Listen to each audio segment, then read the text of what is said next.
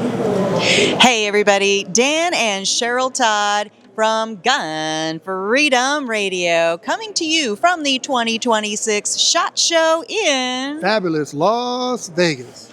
And we are so excited to attend this show every year, and there are certain people that we look for every year. We don't always get to sit down and do an interview, but we'd like to take this time and reconnect. But we get to meet new friends and talk to people who are doing amazing work all across the nation, and not the least of which is our awesome friend, Scott Lavin. Thank you.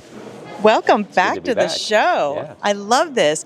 So Scott has a different title since the last time he was on. He is the Director of Research and Partnerships for the Council to Advance Hunting and the Shooting Sports, a national nonprofit whose mission is to increase participation and support for hunting and recreation shooting. That is such an important job.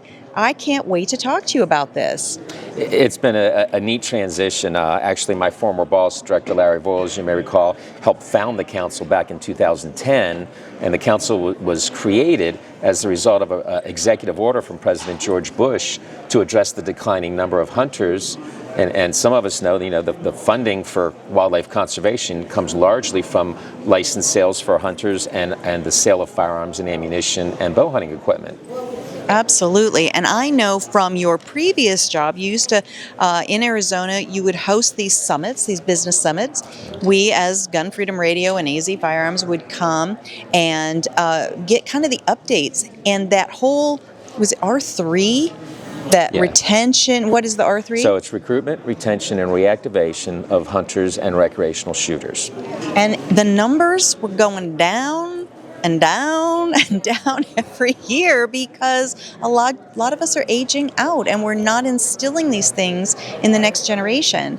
And so I have to believe that there's an angle there with especially Larry Voiles, who used to be the director of the Arizona Game and Fish. Right? I always say it wrong. Is it Fish and Game or Game and Fish? It's Game and Fish in Arizona. You got every state's different. That he had such a passion for these things, and now he's involved in this council. So is there an angle to that? It was the perfect transition for me. So I do nationally now what we used to do in Arizona at the state level.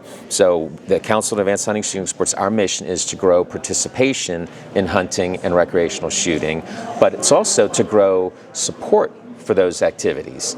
So there's probably not room for all Americans to go hunting or recreationally shooting at the same time, but we do need their acceptance and support. And that's one of the research projects that I oversee is our annual survey on American attitudes. So not participation, but attitudes. So depending on what state you're in, between 5 and 10% of your citizens participate in hunting. But nationally, 73% of Americans support legal and regulated hunting, provided that you remind them that hunting is a science-based method of wildlife management. So they're okay with that. And it's about the same for recreational shooting. Over 70% of Americans support recreational shooting, even though they may not personally go on that journey. So now those numbers also are in slight decline. We see a little tick down every year for about the last 3 years. So we're now outside of the margin of error, and we're a little concerned about that as well. So the council is more of a business-to-business nonprofit that supports state wildlife agencies and national nonprofits to host more effective and larger scale R3 events to engage a wider population. And to that end, we host a national R3 symposium where many of these partners, last year over 220 R3 professionals came to get foundational training on how to do better R3 and get the data updates that you experienced in Arizona with the latest science and research that we're learning about the market. So Scott, how are we going to get people back out in the field? I mean, why are we losing so many hunters?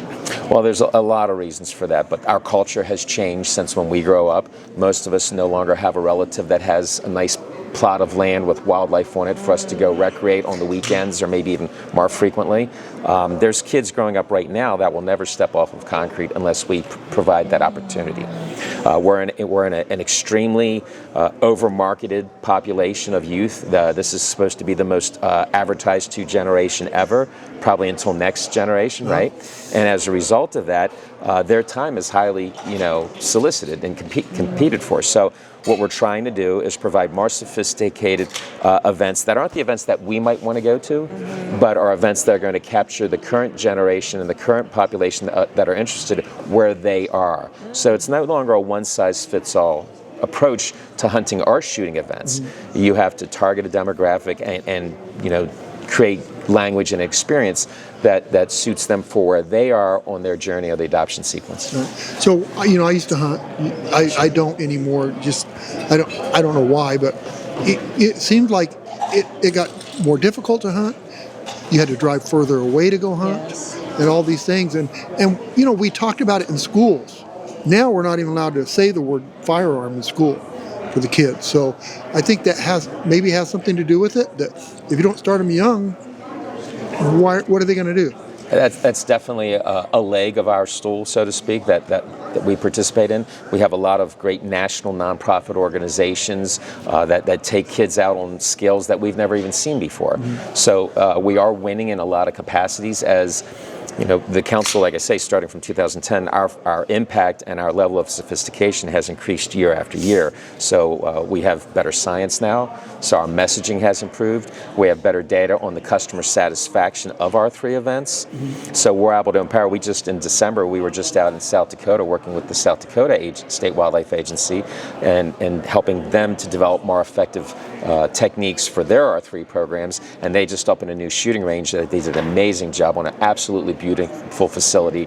And hopefully what we worked with them on will improve their effectiveness in getting people out to that range. Very good. This is so important. And, early on you said, you're kind of measuring attitudes. And I wrote down attitudes equals culture.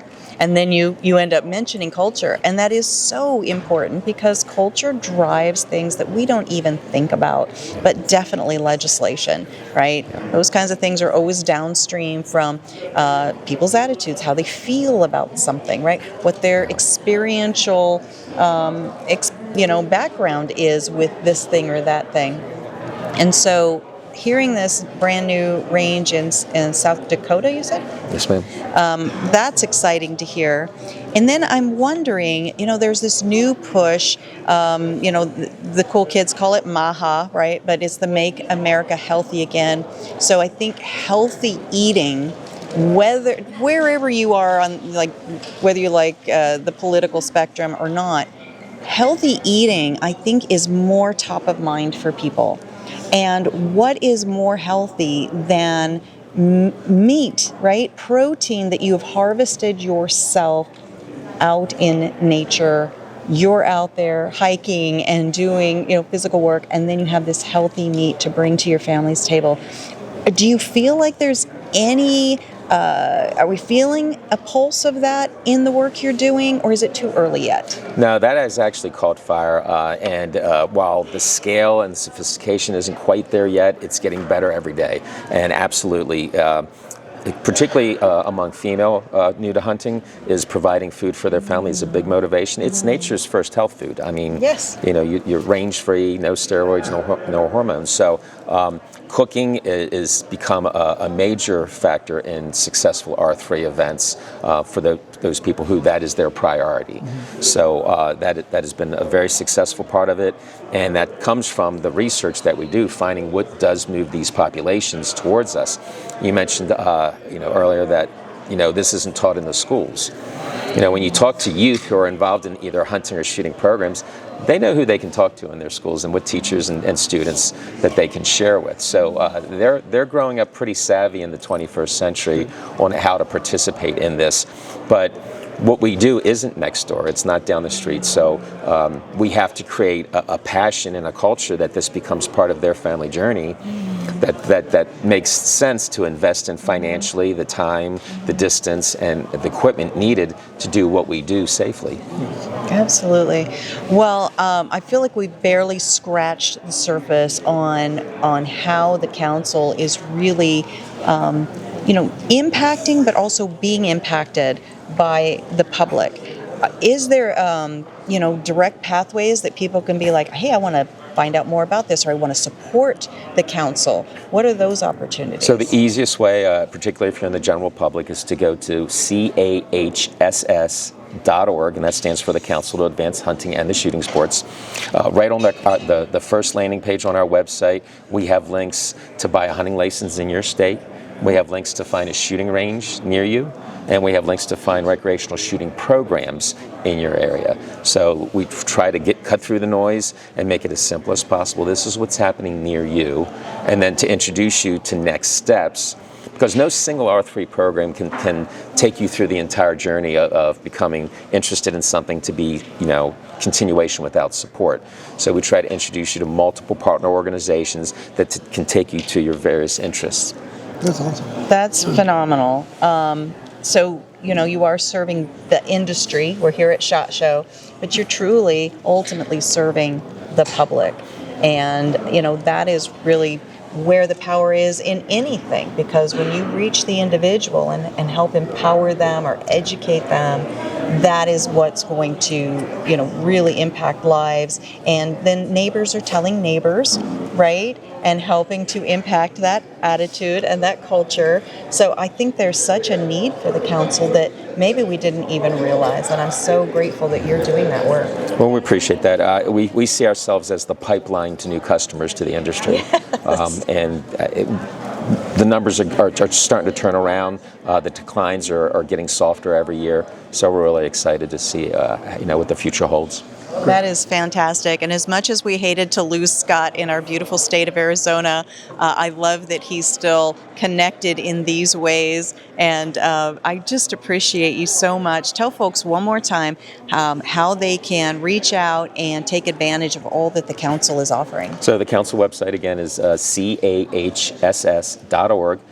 There is a donation page that we've added, so if you'd like to support us, we are a national nonprofit, and there's a lot of resources on the website. We have a national clearinghouse where you can learn more about the science of the culture and what we're seeing in society right now. There are case studies. There's just a ton of resources. Starting from 2010, we have over 30,000 resources in our clearinghouse designed to serve people who develop and manage recruitment programs.